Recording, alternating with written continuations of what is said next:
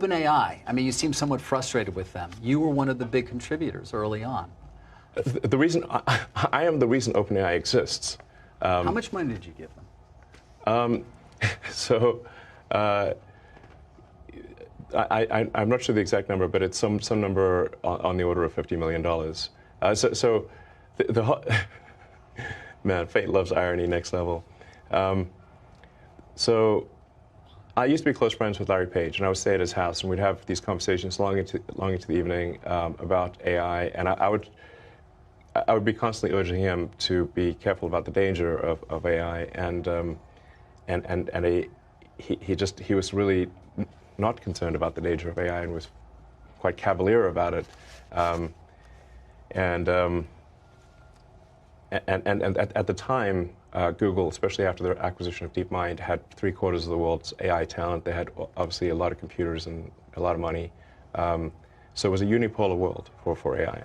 And we've got a unipolar world, but the person who controls that does not, or at least did not seem to be concerned about AI safety. That sounded like a real problem. So, and then the final straw was Larry calling me a speciesist for being pro-human consciousness instead of machine consciousness. And I'm like, well, yes, I guess I am. I am a speciesist. So you helped to the creation of OpenAI. You put in as much as $50 million. More than helped. It wouldn't exist without me. It wouldn't exist without you. So I came up with a name. Right. The name OpenAI refers to open source. So the intent was, what's the opposite? What's the opposite of Google? Would be an open source nonprofit, because Google is closed sourced for profit, and that profit motivation can be potentially dangerous. Should you have gotten governance for that money? Should you have gotten some level of control, perhaps, in retrospect? Yeah, I fully admit to being a huge idiot here. Anyway, so OpenAI was meant to be open as an open source. It was created as a 501c3, so part of it is also, in the beginning, I thought, look, this is probably a hopeless endeavor. How could we possibly compete with? How could OpenAI possibly compete with Google DeepMind? I mean, this seemed like an ant against an elephant, which is not a contest. And I was also, I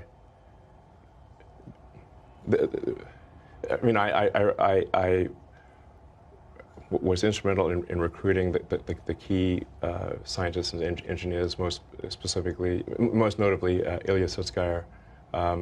In fact, Ilya went back and forth several times, because he would say he's going to join OpenAI, then Demis would convince him not to, then I would convince him to do so, and this went back and forth several times, and ultimately he decided to join OpenAI, and really Ilya joining was the linchpin for OpenAI being ultimately successful. So you're very disappointed in what's happened there in terms of it becoming a for-profit.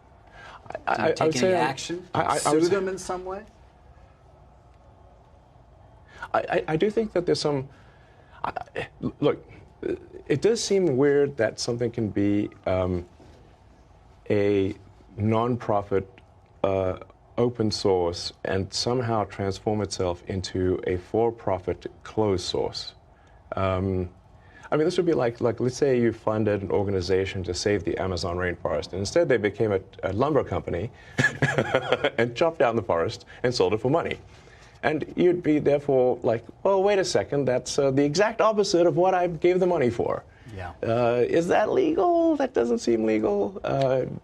And if it is, and in general, if it is legal to start a company as a nonprofit and then take the IP and transfer it to a for-profit that then makes tons of money, shouldn't everyone start? Shouldn't that be the default? Right. And then I also think it's important to understand like when push comes to shove, let's say they do create some digital superintelligence, almost godlike intelligence. Well, who's in control? Yeah. And what exactly is the relationship between OpenAI and Microsoft? And I do worry that Microsoft actually may be more in control than, say, the leadership team at OpenAI realizes. I mean, Microsoft, as part of Microsoft's investment, they have rights to all of the software, all of the model weights, and everything necessary to run the inference system. So they essentially have a great deal of control. At any point, Microsoft could cut off OpenAI.